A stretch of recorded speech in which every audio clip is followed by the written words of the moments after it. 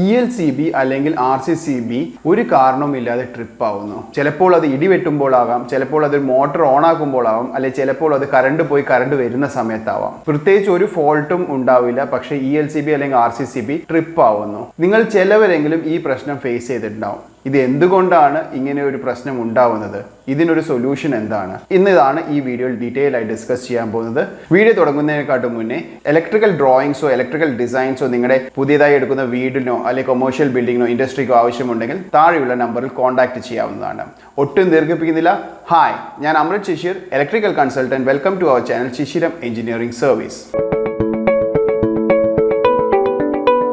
വീഡിയോയുടെ ഇൻട്രോയിൽ പറഞ്ഞതുപോലെ തന്നെ ഈ വീഡിയോയിൽ ഡിസ്കസ് ചെയ്യാൻ പോകുന്നത് അൺവാണ്ടഡ് ആയി അല്ലെങ്കിൽ ന്യൂയിസൻസ് ട്രിപ്പിംഗ് ആയി ELCB, RCCB, RCD എന്നിങ്ങനെ നമ്മൾ പറയുന്ന റെസിഡ്യുവൽ കറന്റ് സർക്യൂട്ട് ബ്രേക്കർ അഥവാ നമ്മൾ ഇലക്ട്രിക്കൽ ഷോക്ക് അഥവാ ഇലക്ട്രിക്കൽ ലീക്കേജിനെതിരെ വെച്ചിരിക്കുന്ന എക്യുപ്മെന്റ് നിരന്തരമായി ട്രിപ്പ് ചെയ്യാനുള്ള കാരണം എന്താണ്, അതിന്റെ സൊല്യൂഷൻ എന്താണ്, ഇതാണ് ഇവിടെ ഡിസ്കസ് ചെയ്യാൻ പോകുന്നത്. ആദ്യം തന്നെ ELCB എന്ന് പറഞ്ഞ് നമ്മൾ പൊതുവെ ഉദ്ദേശിക്കുന്നത് ഇപ്പോൾ നമ്മൾ നിലവിൽ മാർക്കറ്റിലുള്ള RCCB ആണ്. പണ്ട് കാലത്തായിരുന്നു ELCB, ഇപ്പോൾ നമ്മൾ എല്ലാ യൂണിറ്റും RCCB ആണ് ഇൻസ്റ്റാൾ ചെയ്യുന്നത്. റെസിഡ്യുവൽ കറന്റ് സർക്യൂട്ട് ബ്രേക്കർ അല്ലെങ്കിൽ RCD, റെസിഡ്യുവൽ കറന്റ് ഡിവൈസ് എന്നീ പേരുകളിലും ഇത് അറിയപ്പെടുന്നു. ഇത് വെക്കുന്നത് നമുക്ക് ഇലക്ട്രിക്കൽ ഷോക്ക് ഏറ്റ് കഴിഞ്ഞാൽ അല്ലെങ്കിൽ വീട്ടിൽ ഒരു ലീക്കേജ് ഉണ്ടെങ്കിൽ ട്രിപ്പ് ആവാനാണ്. പ്രത്യേകം ശ്രദ്ധിക്കുക, ഒരു ഓവർ കറണ്ട് വരുമ്പോഴോ അല്ലെങ്കിൽ ഇടിമിന്നൽ വരുമ്പോഴോ ഇത് ട്രിപ്പ് ആവില്ല, ട്രിപ്പ് ആവാൻ പാടില്ല. ഓക്കെ, അതിന്റെ ഫംഗ്ഷൻ അതല്ല. അതായത് ബേസിക്കലി ഒരു ഷോക്ക് വരുമ്പോൾ, ലീക്കേജ് വരുമ്പോൾ മാത്രമേ RCCB ട്രിപ്പ് ആവാൻ പാടുള്ളൂ. പക്ഷേ നമ്മൾ പല സ്ഥലങ്ങളിലും കാണാറുണ്ട്, ഒന്ന് ഇടിവെട്ടുമ്പോൾ അല്ലെങ്കിൽ ഒരു മോട്ടോർ സ്റ്റാർട്ട് ചെയ്യുമ്പോൾ അല്ലെങ്കിൽ കറണ്ട് പോയി കറണ്ട് വരുമ്പോൾ RCCB ട്രിപ്പ് ആവുന്നത്. ഇത് എന്തുകൊണ്ടാണ്? പ്രധാനമായും ഇങ്ങനെ അൺവാണ്ടഡ് ആയിട്ട് ട്രിപ്പ് ആവുന്നത്, പ്രത്യേകിച്ച് ഒരു ഫോൾട്ടും ഇല്ലാതെ കൂടി തന്നെ RCCB ട്രിപ്പ് ആവാൻ പ്രധാനമായും രണ്ട് കാരണമാണ്. ഒന്ന്, ഒരു ഹെവി ആയിട്ടുള്ള ലോഡ് ഓൺ ഓഫ് ചെയ്യുക, അല്ലെങ്കിൽ പെട്ടെന്ന് കറണ്ട് പോയി കറണ്ട് വരിക. ഇവിടെ സംഭവിക്കുന്നത് ഓപ്പറേഷണൽ ഡിസ്ചാർജ് സംഭവിക്കുന്നു. അതായത് പെട്ടെന്ന് ഒരു ലോഡ് കണക്ട് ആവുകയും ഡിസ്കണക്ട് ആവുകയും ചെയ്യുമ്പോൾ അത് ഒരു എക്സ്ട്രാ കറണ്ട് ഡ്രോ ചെയ്യും, സ്റ്റാർട്ടിംഗ് കറണ്ട് പോലെ. അങ്ങനെ ഒരു എക്സ്ട്രാ ലോഡ് അല്ലെങ്കിൽ കറണ്ട് ഡ്രോ ചെയ്യുമ്പോൾ ഒരു വോൾട്ടേജ് ഡ്രോപ്പ് ഉണ്ടാക്കും. ഇങ്ങനെ ഓൺ ഓഫ് ആവുമ്പോൾ ഉണ്ടാവുന്ന ലോഡ് കാരണം ഉണ്ടാവുന്ന ഒരു വോൾട്ടേജ് പൾസ്, ഈ പൾസ് ആണ് ടെമ്പററി ആയിട്ട് നമ്മുടെ വോൾട്ടേജ് സിസ്റ്റത്തിന് ഡിസ്റ്റർബൻസ് ഉണ്ടാക്കുകയും ഇങ്ങനെ ഒരു ഹൈ ഫ്രീക്വൻസി ഇമ്പൾസ് വോൾട്ടേജ് കാരണമാണ് ഇത് ട്രിപ്പ് ആവുന്നത്. ഇതാണ് ഫസ്റ്റ് കാരണം. സെക്കൻഡ് കാരണം ഡയറക്റ്റ് അല്ലെങ്കിൽ ഇൻഡയറക്റ്റ് ആയിട്ടുള്ള ലൈറ്റ്നിങ് കാരണം. അതായത് ലൈറ്റ്നിങ് എന്ന് പറഞ്ഞാൽ ഇടിമിന്നൽ നമ്മുടെ സിസ്റ്റത്തേക്ക് ഡയറക്റ്റ് നമ്മുടെ ഇതിലേക്ക് വീഴുന്നതോ അല്ലെങ്കിൽ ഇലക്ട്രിക് ലൈനിൽ എവിടെയെങ്കിലും ഒരു ലൈറ്റ്നിങ് പതിക്കുകയാണെങ്കിൽ അത് ഉണ്ടാക്കുന്ന ഒരു അറ്റ്മോസ്ഫിയറിക് ഡിസ്ചാർജ് കാരണം ഒരു ഹൈ ഫ്രീക്വൻസി ഇമ്പൾസ് വേവ് ഒരു വോൾട്ടേജ് ഡിസ്റ്റോർഷൻ ഉണ്ടാക്കും. ഇത് കാരണവും നമുക്ക് RCCB അല്ലെങ്കിൽ ELCB ട്രിപ്പ് ആവാറുണ്ട്. അപ്പോൾ നിങ്ങൾ എല്ലാവരും വിചാരിക്കും ഇടിമിന്നൽ ഉണ്ടാവുമ്പോൾ ഇത് ട്രിപ്പ് ആവുന്നത് നല്ലതല്ലേ എന്ന്. പക്ഷേങ്കിൽ ഇതിൻ്റെ നെഗറ്റീവ് വശം, ഈ ട്രിപ്പ് ആവുന്നത് കൊണ്ട് ഇത് എടുക്കുന്ന ടൈമിംഗ് കാരണം നമ്മുടെ SPD തരുന്ന അല്ലെങ്കിൽ സർജ് പ്രൊട്ടക്ഷൻ തരുന്ന പോലത്തെ ഇടിമിന്നലിൽ നിന്ന് പ്രൊട്ടക്ഷൻ ഇത് തരുന്നുമില്ല, പക്ഷെ ട്രിപ്പ് ആവുകയും ചെയ്യും. അതായത് നമുക്കിത് ഈ ട്രിപ്പ് ആവുന്നത് കൊണ്ട് ഇടിമിന്നലിൽ നിന്നുള്ള ഒരു പ്രൊട്ടക്ഷൻ ലഭിക്കുന്നില്ല. നമുക്ക് കേടാവുന്ന സാധനമൊക്കെ കേടായിക്കൊണ്ടിരിക്കും, പക്ഷേ ഇത് ട്രിപ്പ് ആവുകയും ചെയ്യും. അതായത് പ്രത്യേകിച്ച് ഒരു ഗുണവുമില്ലാതെ ഇടിമിന്നൽ ഉണ്ടാവുമ്പോൾ ഇത് ട്രിപ്പ് ആവുന്നു. ഇതാണ് രണ്ടാമത്തെ പ്രശ്നം. ഈ രണ്ട് പ്രശ്നത്തിൻ്റെയും സൊല്യൂഷൻ ആണ് നമുക്കിവിടെ ഡിസ്കസ് ചെയ്യേണ്ടത്. അപ്പോൾ നമുക്ക് മനസ്സിലായി RCCB ട്രിപ്പ് ആവാനുള്ള ഒന്നുകിൽ ഇടിമിന്നൽ ഉണ്ടാവുമ്പോൾ അത് ഉണ്ടാക്കുന്ന ഒരു വോൾട്ടേജ് ഇമ്പൾസ്, സിസ്റ്റത്തിൽ ഉണ്ടാകുന്ന ഒരു വോൾട്ടേജ് ഇമ്പൾസ് കാരണമാവാം, അല്ലെങ്കിൽ ഒരു ലോഡ് ഓൺ ഓഫ് ആവുമ്പോൾ കറണ്ട് പോയി കറണ്ട് വരുമ്പോൾ, അല്ലെങ്കിൽ അങ്ങനെ ഏതെങ്കിലും ഒരു ഫോൾട്ട് സിസ്റ്റം പെട്ടെന്ന് ഓഫ് ആവുകയോ ഓൺ ആവുകയോ ചെയ്യുമ്പോഴാണ് മറ്റൊരു ടൈം ഓപ്പറേഷണൽ ഡിസ്ചാർജ് ഉണ്ടായിട്ട് അവിടെ ഒരു ഇമ്പൾസ് ക്രിയേറ്റ് ചെയ്യുന്നു. ഈ രണ്ട് കാരണം കൊണ്ടാണ് പ്രധാനമായും ന്യൂയിസൻസ് ട്രിപ്പിംഗ് ഉണ്ടാവുന്നത്.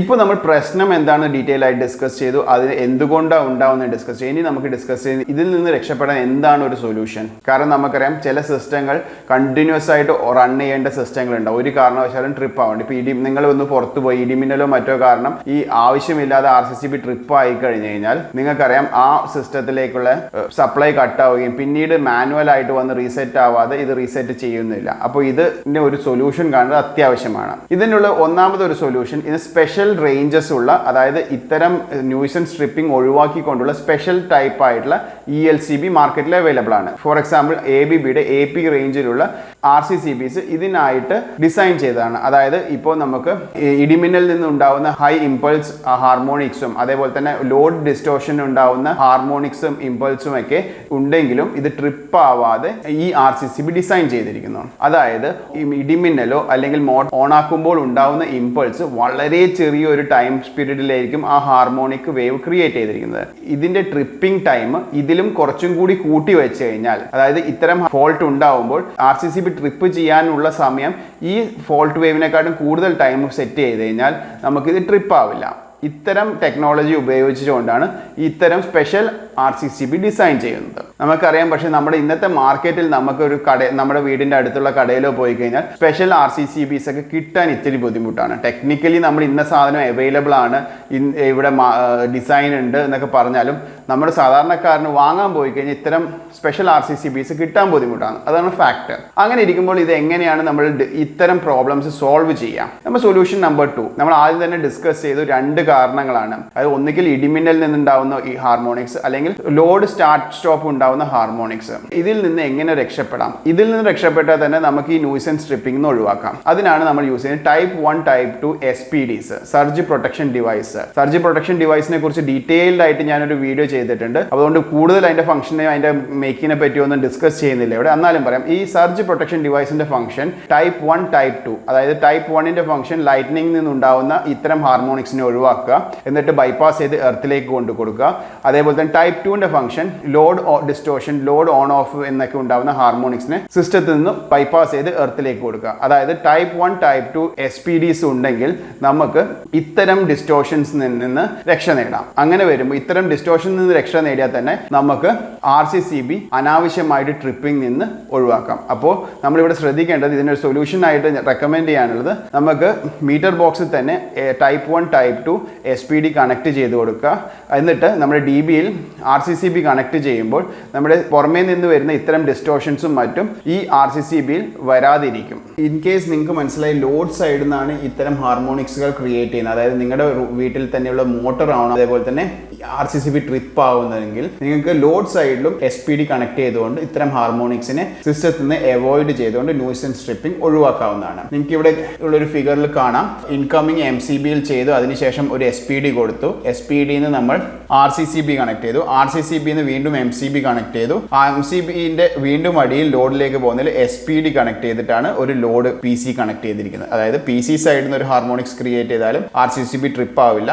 അതേപോലെ തന്നെ ഔട്ട്സൈഡ്, ഇപ്പോൾ ലൈറ്റ്നിങ് പോലുള്ള അല്ലെങ്കിൽ ഔട്ട്സൈഡ് സോഴ്സിൽ നിന്നാണ് ഒരു ഹാർമോണിക്സ് ക്രിയേറ്റ് ചെയ്താലും SPD ഉള്ളതുകൊണ്ട് RCCB ട്രിപ്പ് ആവില്ല. ഓക്കെ, ഹോപ്പ് നിങ്ങൾക്ക് ഈ കാര്യങ്ങൾ മനസ്സിലായി എന്ന് വിചാരിക്കുന്നു. ഹോപ്പ് ഈ പറഞ്ഞ കാര്യങ്ങൾ നിങ്ങൾക്ക് വ്യക്തമായി മനസ്സിലായി എന്ന് വിചാരിക്കുന്നു. എന്തെങ്കിലും സംശയമുണ്ടെങ്കിൽ കമന്റ് ബോക്സിൽ രേഖപ്പെടുത്തിയാൽ, അറിയാവുന്ന ഡൗട്ട് ആണെങ്കിൽ നമുക്ക് ഉത്തരം പറയാൻ ശ്രമിക്കുന്നതാണ്. ഈ വീഡിയോ ഇഷ്ടപ്പെട്ടെങ്കിൽ ലൈക്ക് ചെയ്യുക, കൂടുതൽ ആളുകളിലേക്ക് എത്തിക്കാൻ ഷെയർ ചെയ്യുക. ഇലക്ട്രിക്കൽ ഡിസൈൻസും അല്ലെങ്കിൽ ഡ്രോയിങ്സോ ആവശ്യമുണ്ടെങ്കിൽ താഴെയുള്ള നമ്പറിൽ കോൺടാക്ട് ചെയ്യാൻ മടിക്കേണ്ട.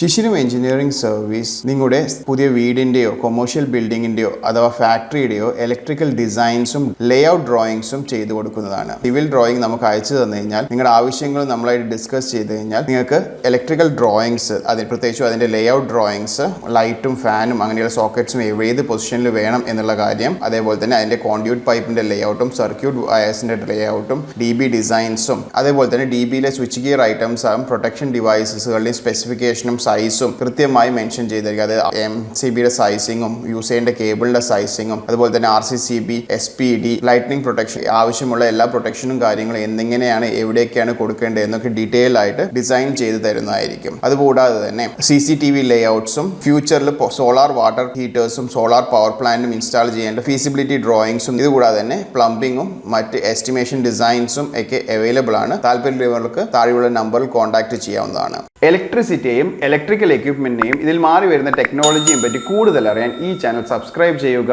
പുതിയ വീഡിയോയുമായി വീണ്ടും കാണും വരെ ഗുഡ് ബൈ.